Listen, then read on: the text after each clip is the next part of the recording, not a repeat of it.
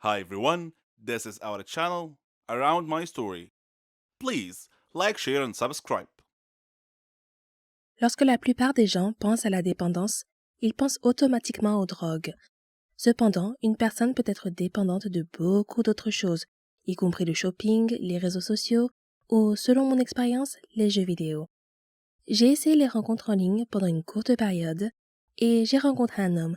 Nous nous sommes entendus instantanément. Il était tout ce que j'avais toujours voulu. Il était grand et drôle, s'habillait très bien, avait de beaux cheveux et un bon travail. Nous n'étions jamais à court de sujets de conversation, et il me faisait rire.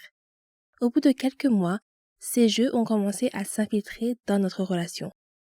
Je faisais 45 minutes de route pour aller à son appartement et il jouait à des jeux pendant un certain temps. Au début, cela ne me dérangeait pas. Je m'asseyais et surfais sur Pinterest ou regardais la télévision sur le canapé pendant qu'il jouait. Puis, une fois sa partie terminée, il consacrait toute son attention à moi. Il se plaignait que son ex-copine se fâchait contre lui à cause de ses jeux, mais j'étais différente. J'étais décontractée et cool, et je ne faisais pas toute une histoire pour quelques jeux vidéo de temps en temps. La plupart des hommes aiment les jeux vidéo, je le sais parce que j'ai un frère et des cousins. Mais une fois que nous nous sommes sentis plus à l'aise l'un avec l'autre, les jeux vidéo sont devenus de plus en plus fréquents. Presque chaque fois que j'allais chez lui, il était sur son ordinateur, la souris et le clavier cliquant à toute vitesse. Il criait sur l'ordinateur et parlait à ses amis dans son casque. Je m'asseyais sur le canapé, surfant sur Twitter et Facebook pendant des heures attendant qu'il finisse pour que nous puissions passer du temps ensemble. J'ai compris que c'était son hobby et sa passion. Il a été joueur professionnel pendant quelques années au lycée et à l'université, et il a gagné des milliers de dollars, ce qui était plutôt cool. Je ne me suis jamais plainte. J'avais beaucoup de patience et je ne voulais pas qu'il pense que j'étais comme son ex colérique. Ensuite, il a commencé à annuler ses rendez-vous plus souvent.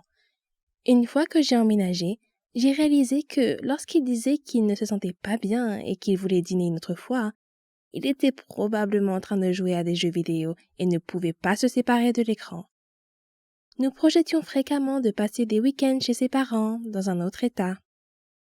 Je prenais des jours de congé et demandais à ma mère de s'occuper de mon chien.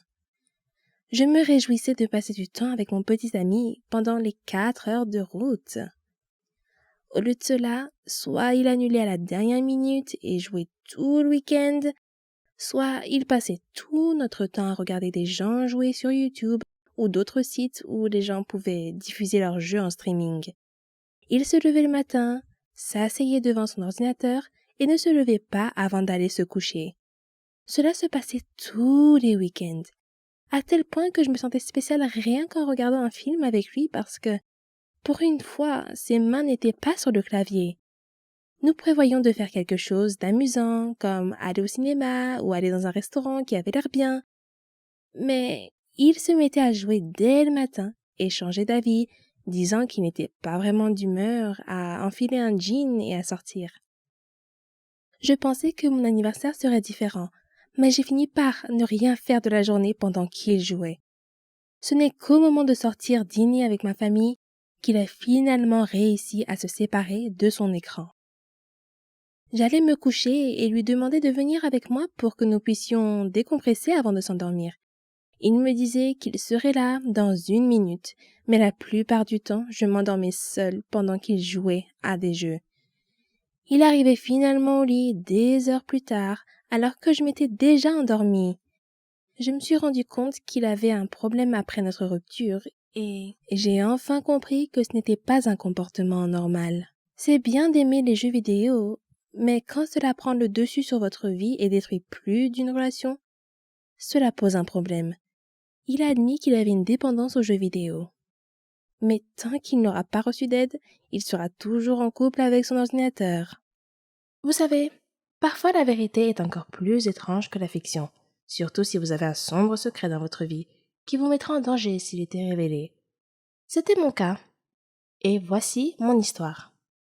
Je m'appelle Charlotte et j'ai 17 ans. Je vis avec ma mère. Mon père est décédé avant ma naissance. Alors ma mère a dû m'élever toute seule. Ma mère savait tout de moi. Mes études, mes amis. Elle avait certaines règles que j'étais censée suivre. Par exemple, il était interdit de manger à l'extérieur, je ne pouvais pas être amie avec quelqu'un sans qu'elle sache tout sur lui avant, etc. Je trouvais ces règles assez paranoïaques, et je lui ai demandé pourquoi elle imposait de telles restrictions pour que je me fasse des amis. Elle m'a répondu simplement que de nos jours on ne peut faire confiance à personne. Mais ce n'était pas une réponse très satisfaisante. Et quand je lui ai demandé ce que cela signifiait, elle n'a rien dit de plus. En grandissant, ces règles me déconcertaient encore plus, et je ne pouvais pas m'empêcher de me demander si elles avaient un rapport avec mon père, dont je ne savais rien. Maman disait toujours qu'il était un trouble-fête, et elle me disait que tout serait clair pour moi avec le temps. Un jour férié, j'ai rejoint un nouveau groupe. Nous avons fait beaucoup de concerts. C'était génial! J'étais douée pour jouer de la musique et chanter. Quand nous sommes allés camper, nous avons rencontré des étudiants d'autres pays. Nous nous sommes fait beaucoup de nouveaux amis et nous nous sommes amusés ensemble. Nous avons même eu la chance d'accroître la notoriété et la réputation de notre groupe. Après notre première représentation au camp, une fille asiatique s'est approchée de moi et m'a serré dans ses bras en disant « Charlotte, tu m'as beaucoup manqué !» Prise au dépourvu, j'ai demandé « Est-ce que je te connais ?» Elle m'a encore surprise en disant « Tu ne me reconnais pas? Je suis Marie, ton amie !» J'ai souri et j'ai répondu « Tu dois te tromper. Je ne te connais pas. » Après avoir insisté sur le fait qu'elle était bien mon amie, elle s'est excusée et est repartie en courant rejoindre ses amis. Bizarre. Maintenant que j'y pense, j'ai souvent eu l'impression étrange que quelqu'un m'observait partout où j'allais. J'ai essayé de me débarrasser de ce sentiment à plusieurs reprises, mais je n'ai jamais pu. Je me disais simplement que ça devait être mon imagination. Ce soir-là, nous sommes tous allés faire une excursion dans la jungle. Il faisait très sombre. J'étais séparée du groupe et je me suis retrouvée seule, entourée d'arbres. J'ai appelé mes amis, mais personne ne m'a entendu. Soudain, je suis tombée sur quelqu'un. Une fille, semble-t-il, et je me suis excusée. Quand je me suis retournée pour la regarder, j'ai été choquée de voir moi-même, ou mon double. C'était comme si je me regardais dans un miroir. Qui es-tu? Ai-je demandé. Je suis Charlotte, a-t-elle répondu simplement. C'est impossible. Je suis Charlotte, dis-je avec assurance. Es-tu avec nous ici au camping? Oui, dit-elle. Je lui ai demandé quel était le chemin du retour vers le camping. Elle a indiqué une direction et nous sommes repartis. Alors que nous marchions, son téléphone a sonné. C'était son père. Il était inquiet pour elle et voulait s'assurer qu'elle allait bien. Nous sommes arrivés à nos tentes sans incident et j'ai dit « C'était vraiment agréable de te rencontrer, Charlotte. Je te verrai demain ?» Je ressentais une forte connexion avec cette fille pour une raison quelconque. Puis je me suis rendu compte que j'avais oublié mon sac et je suis allée le chercher. Et de nouveau, j'ai eu ce sentiment inquiétant d'être observée. Soudain, quelque chose me frappe à la tête. Quand je me suis réveillée, je me suis retrouvée assise dans une voiture entourée de personnes portant des lunettes de soleil et j'étais vraiment effrayée. « Qui êtes-vous » ai-je demandé. « Et qu'est-ce que vous voulez de moi ?» Un homme m'a dit que mon père était la raison pour laquelle il m'avait kidnappée. Quand je lui ai répondu que mon père était mort il y a longtemps, il a juste ri. Puis il me pulvérisa quelque chose au visage et je perdis connaissance. Quand je me suis réveillée plus tard, l'autre Charlotte était attachée à côté de moi. L'un des hommes semblait confus de voir moi et a demandé à son patron laquelle de nous était la fille qu'il cherchait. Soudain, j'ai entendu quelqu'un crier « Stop! Ne bougez pas !» La police surgit de la ligne des arbres, encercla la voiture et apprehenda les hommes. Puis, ils nous détachèrent toutes les deux. Quelqu'un est apparu, l'air très inquiet. L'autre Charlotte a commencé à se réveiller et a demandé où elle était et ce qui se passait. Puis, elle vit son père et courut vers lui. Son père m'a alors regardé et m'a demandé mon nom et celui de ma mère. Quand je lui ai répondu, il a dit qu'il savait qui j'étais et m'a dit de transmettre ses salutations à maman et de lui dire qu'il continuait à garder son secret. Puis il me remit une médaille et me serra dans ses bras en disant qu'il n'était pas sûr que nous nous reverrions un jour. Je le regardais toujours d'un air confus. Alors il sourit et me demanda où était mon père. Et je lui répondis que mon père était mort. Il a dit que c'était leur accord entre ma mère et lui, qu'il essayait seulement de nous protéger, moi et l'autre Charlotte, qui se trouvait être ma sœur jumelle.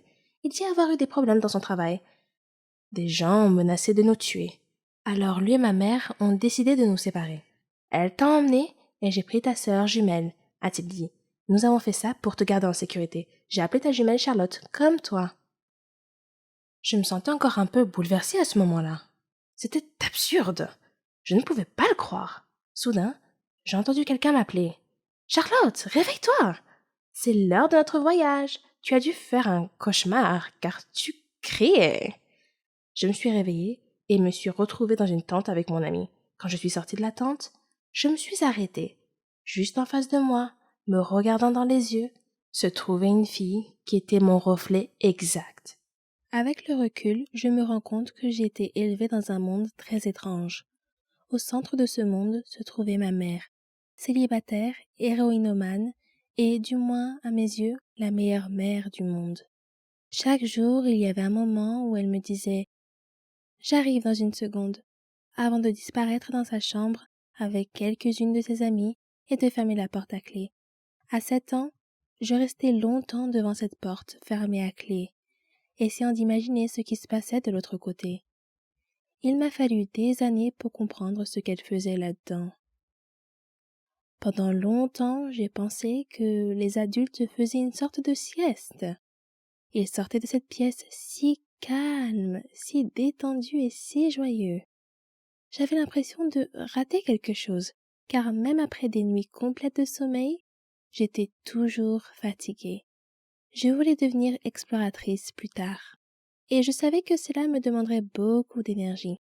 Ma mère avait énormément d'amour à donner, et c'est moi qui en recevais le plus. Nous jouions ensemble tous les jours pendant des heures, et nous rêvions d'aventures ensemble. J'étais Link, elle était Zelda, et notre mission était de vaincre le méchant démon qui vivait à quelques pas de notre maison dans l'ouest de l'Autriche. Tout d'abord, nous devions nous procurer une carte, afin de pouvoir localiser le démon et le détruire. Si ma mère était trop fatiguée pour notre mission, elle devait boire une potion à base de gousses de pavot pour reprendre des forces. Ma mère recevait généralement ses amis chez elle, comme Werner, qui m'a dit qu'il tirait son énergie de la nature et des arbres.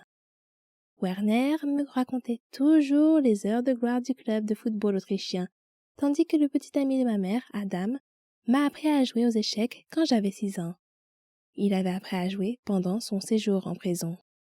Le seul mensonge que ma mère m'ait jamais raconté est sans doute que mon père était mort dans un accident de voiture avant ma naissance.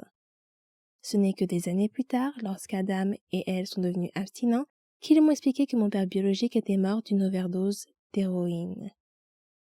Après avoir passé quelques mois en prison pour possession de drogue, il avait pris sa dose habituelle, mais sa tolérance avait baissé pendant qu'il était en prison et la dose s'était avérée trop forte. Dans sa douleur, ma mère enceinte a envisagé de se suicider, mais un livre qu'elle a lu l'a convaincue qu'elle se réincarnerait sous la forme de vie la plus inférieure si elle le faisait. À l'école, j'étais un peu une enfant turbulente, grossière et mal élevée, mais c'était la norme là où j'ai grandi. Nous vivions dans un grand appartement vert au rez-de-chaussée d'un immeuble. Nous ne faisions confiance à personne qui se donnait la peine de frapper à la porte principale, car seule la police et le facteur le faisaient. Pour moi, c'était la même chose. Tous les autres passaient par le balcon et entraient directement dans notre salon. Un visiteur fréquent était le dealer de ma mère, que nous appelions le grec. Une fois, alors que maman était dans sa chambre, le grec m'a forcé à boire un verre avec lui. Je n'avais que